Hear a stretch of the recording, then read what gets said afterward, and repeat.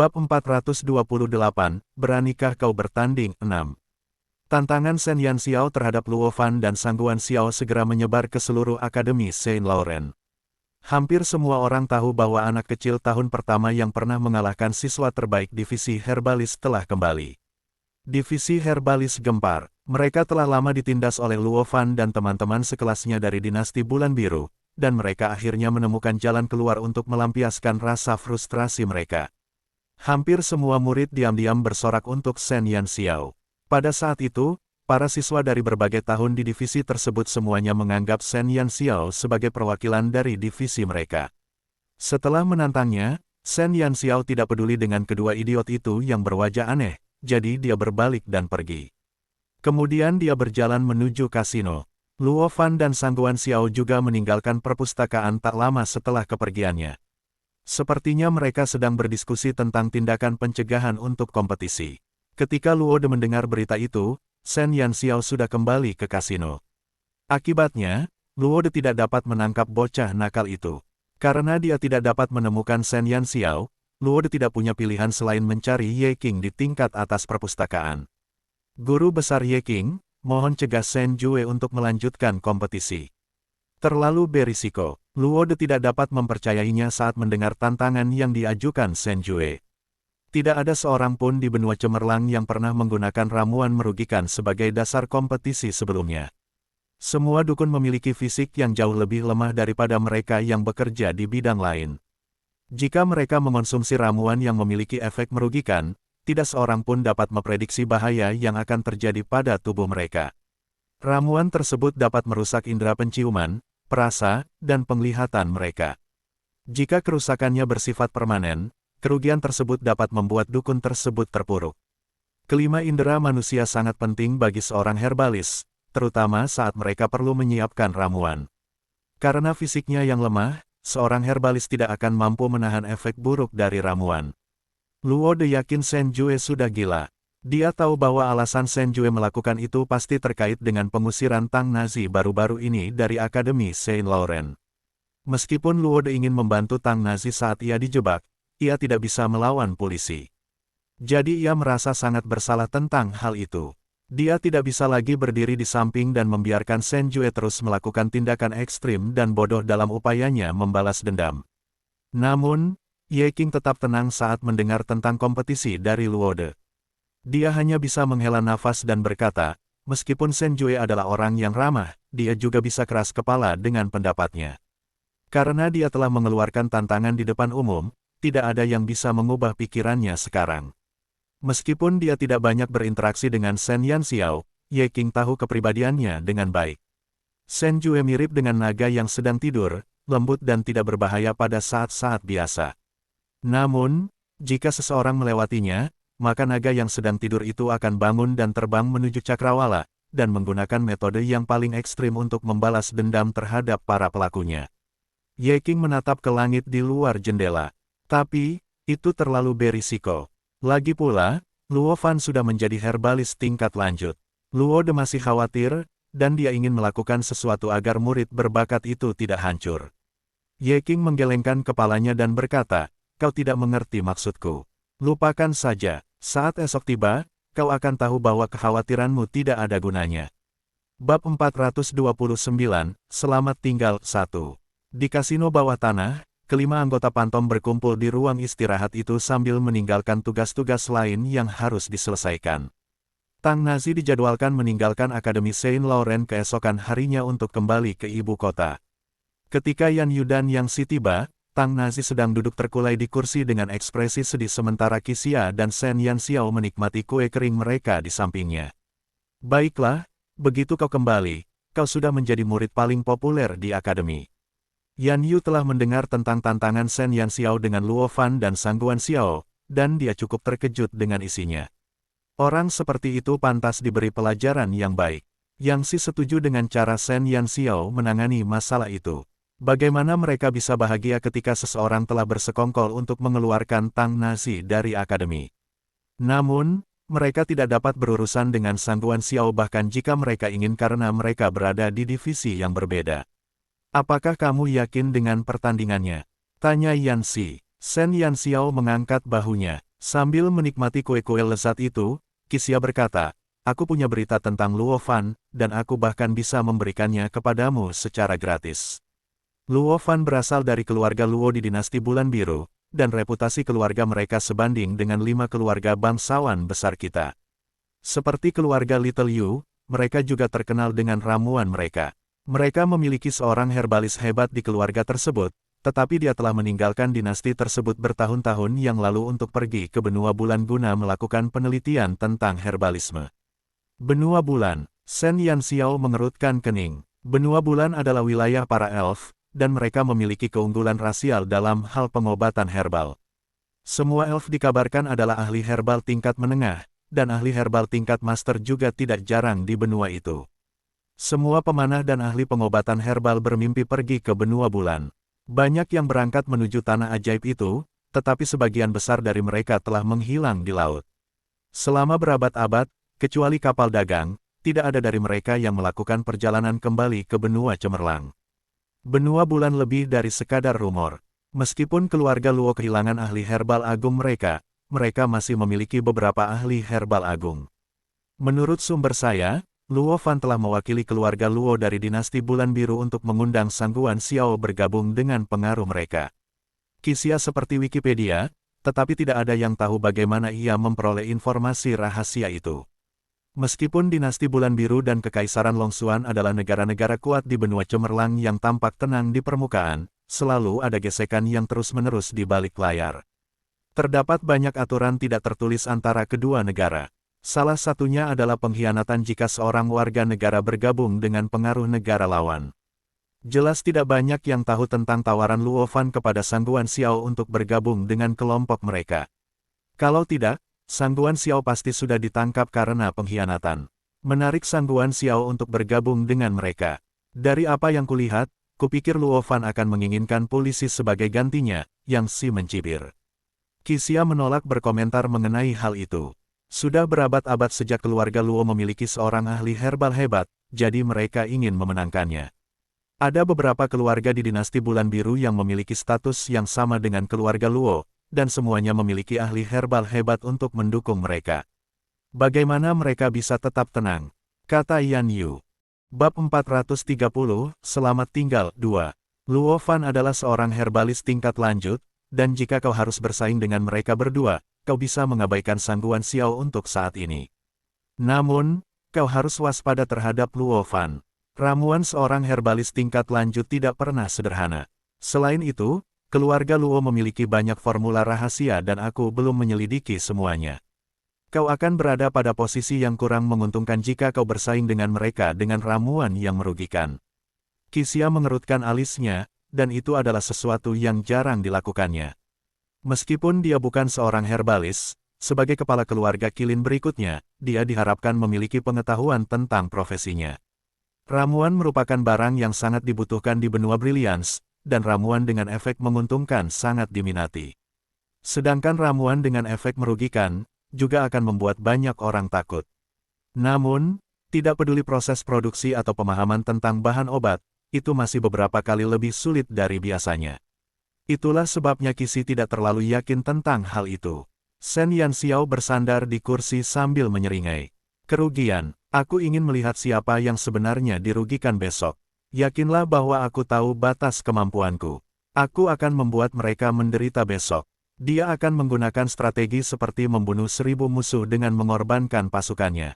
Yang dia inginkan dari pertandingan itu adalah pemusnahan total tanpa darah di tangannya. Keempat siswa lainnya terdiam saat melihat ekspresi percaya diri Shen Yanxiao. Mereka percaya bahwa dia akan tahu apa yang harus dilakukan dalam kompetisi.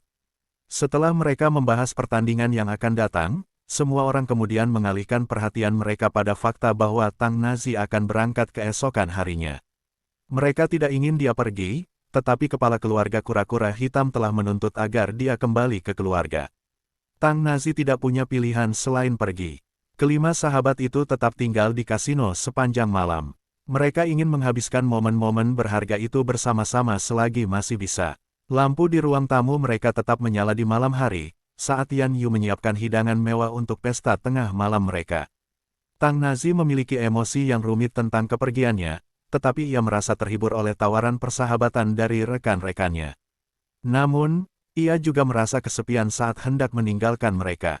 Apapun yang terjadi, dia akan selalu ingat bahwa dia memiliki sekelompok teman yang akan berbagi makanan dan kesengsaraan dengannya di Akademi Saint Laurent. Tiba-tiba, Tang Nazi berdiri dan mengangkat cangkirnya sambil menatap keempat orang di sekeliling meja. Matanya merah, dan dia sedikit mabuk ketika dia menyatakan, "Orang-orang mengatakan bahwa aku orang yang menyedihkan tanpa prestasi apapun. Sebagai anggota keluarga kura-kura hitam, aku bahkan telah meninggalkan jalan sihir dan aura pertempuran demi pengobatan herbal. Dengan bakatku yang terbatas, aku telah tersandung di sepanjang jalan tanpa hasil sama sekali. Bagi mereka yang menungguku menjadi bahan tertawaan, biarkan mereka tertawa sepuasnya besok. Mulai hari ini dan seterusnya, aku tidak akan ada hubungannya dengan pengobatan herbal lagi. Setelah beberapa tahun belajar, sangat disayangkan bahwa aku harus kembali dengan tangan hampa. Namun, ini pun tidak relevan. Yang lebih penting, aku memiliki kalian semua di sisiku. Jadi bagaimana jika orang-orang mempermalukan, membenci, menertawakan, atau memarahiku? Aku memiliki kalian semua di sisiku, dan itu sudah cukup. Aku akan pergi besok, dan aku ingin bersulang untuk menunjukkan rasa terima kasihku atas bantuan kalian selama beberapa bulan terakhir ini." Tang Nazi meneguk minumannya sekaligus, dan matanya terus memerah karena kesedihan yang membuncah dalam dirinya. Sejak dia memutuskan menjadi herbalis 2 tahun lalu, semua orang menunggu dia melakukan kesalahan. Baiklah, biarkan mereka tertawa. Biarkan mereka tertawa sepuasnya. Meski tak bisa menjadi dukun, hidupnya terasa penuh berkat ketulusan yang diberikan sahabat-sahabatnya. Mereka berempat mengangkat gelas mereka sebelum menghabiskan gelas mereka juga. Mata Shen Yanxiao menyipit saat panas anggur mengalir di tenggorokannya. Bab 431, Selamat Tinggal 3. Mereka minum dan terus berpesta, dan saat mereka tertidur, hari sudah keesokan harinya. Sinar pertama menerangi langit saat Tang Nazi melihat rekan-rekannya yang tampak tertidur lelap. Ia menarik napas dalam-dalam sebelum meraih barang bawaannya dan berjalan menuju pintu. Ia menatap teman-teman yang ia cintai dan benci untuk terakhir kalinya sebelum meninggalkan ruangan dengan pandangan menunduk. Saint Laurent Academy, kita akan bertemu lagi di masa mendatang. Begitu pintu tertutup, keempat sahabat yang tersisa duduk serempak. Semua dari mereka memasang ekspresi rumit di wajah mereka saat melihat kursi kosong. "Datanglah ke laboratorium mahasiswa tahun pertama di sore hari," kata Shen Yanxiao sambil berdiri. Meskipun tubuhnya berbau alkohol, dia sama sekali tidak mabuk. "Baiklah," jawab mereka bertiga serempak. Bahkan jika Shen Yanxiao tidak mengatakan itu, mereka tetap akan ada di sana. Mereka ingin melihat bagaimana kedua bajingan itu berjalan menuju kehancuran mereka setelah mereka memaksa teman mereka keluar dari akademi. Shen Yanxiao tidak berkata apa-apa lagi dan berbalik untuk pergi. Meskipun dia tidak tidur sedikit pun, Shen Yanxiao sama sekali tidak mengantuk. Alih-alih bersinar seperti biasanya, api amarah berkelebat di matanya.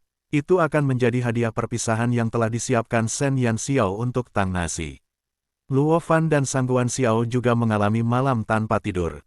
Meskipun Luo Fan sangat yakin akan kemenangannya, ia tetap harus berhati-hati karena ia harus berurusan dengan ramuan yang memiliki efek merugikan.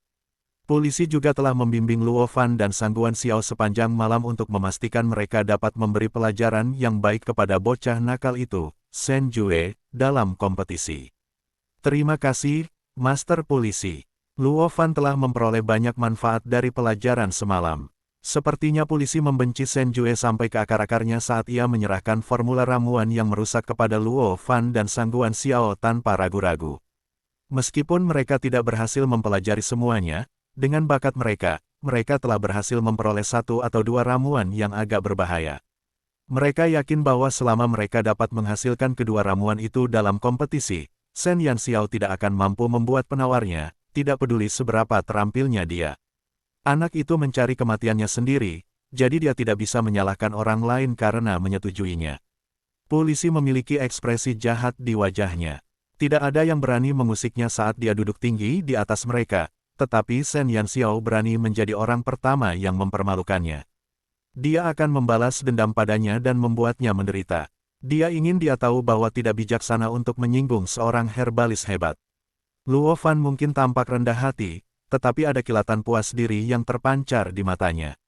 Benar, anak kecil itu tidak tahu apa yang baik untuknya. Tuan polisi, yakinlah bahwa aku akan memberi anak kecil itu pelajaran yang baik. Meskipun tujuannya adalah Ye King, polisi juga seorang ahli herbal agung yang terampil. Luo Fan tidak keberatan meraup beberapa manfaat darinya. Polisi mengangguk puas. Dua formula yang diberikannya kepada Luo Fan dan Sang Guan Xiao memiliki efek yang kuat, dan dia yakin Shen Yan Xiao tidak akan pernah bisa menahannya.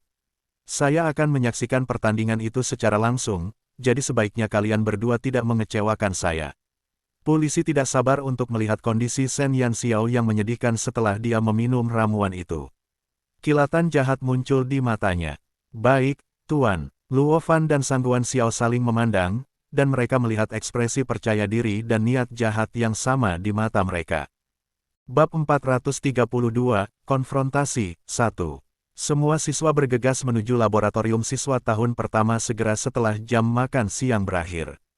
Ruangan itu hanya cukup besar untuk menampung ratusan mahasiswa, tetapi ribuan mahasiswa berhasil masuk ke dalam laboratorium. Nyaris tidak ada ruang tersisa. Beberapa siswa dari Akademi Yates juga ada di sana, dan mereka berkumpul dalam satu kelompok. Tempat itu sangat ramai, namun masih ada jarak 1 meter antara mereka dan siswa lainnya. Siswa dari Akademi Saint Laurent secara tidak sadar memisahkan diri dari kelompok orang luar. Para siswa dari Akademi Yates mengenakan seragam mereka untuk pertandingan. Jubah panjang berwarna putih keperakan mereka tampak sangat memukau di antara warna merah, jingga, kuning, hijau, nila, biru, dan ungu dari Akademi Saint Laurent. Semua siswa dari Akademi Yates memasang wajah sombong, dan mereka sama sekali tidak menghiraukan tatapan mata dari siswa Akademi Saint Laurent. Mereka bersikap seolah-olah mereka lebih baik dari yang lain dan hanya meremehkan siswa di sana. Sikap mereka sungguh tidak mengenakan.